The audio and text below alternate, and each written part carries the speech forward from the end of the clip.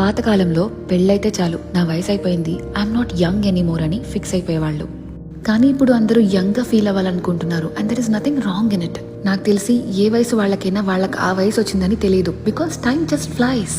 కావాలంటే ఒక 60 ఏళ్ల పెద్ద ఆయన అడగండి, ఏమో ఎప్పుడొచ్చాయో 60 ఏళ్ళు, గడిచిపోయింది అలా జీవితం అంటారు. మీ ఇంట్లో మీ పేరెంట్స్ని అడిగి చూడండి, మీరు అప్పుడే అంత పెద్దగా ఎలా అయ్యారో తెలియదు అంటారు. మనకేమో మనిషిని చూడగానే ఆంటీ, అంకుల్, తాత అని పిలవడం కామన్ అయిపోయింది. కానీ what if the other person is trying hard to look younger, or what if they are really young? ఒక్క పిలుపుతో వాళ్ళ మీద వాళ్ళకున్న కాన్ఫిడెన్స్ ని చంపేసినట్టే. ఎందుకంటే యంగ్ గా ఫీల్ అవటం, అందంగా కనిపించడం, ఇవన్నీ కాన్ఫిడెన్స్ ని పెంచే విషయాలు. అంతెందుకు, ఎర్లీ 20s లో ఉన్న అమ్మాయిలు కూడా శారీ కట్టుకోవడానికి భయపడుతున్నారు, ఎవడన్నా వచ్చి ఆంటీ అని పిలిస్తే బాధ కలుగుతుందని. పైగా ఈ గ్రే హెయిర్ ఒకటి 20s లోనే వచ్చేస్తున్నాయి. అందుకే నా పిల్లలకైతే నేను చెప్పుకుంటున్నా, అక్క, బ్రో, సిస్, మ్యామ్, అండి లాంటివి వాడుకుంటే ఎవరూ హర్ట్ అవ్వరు. Let everybody feel young and confident about themselves. మనకొచ్చే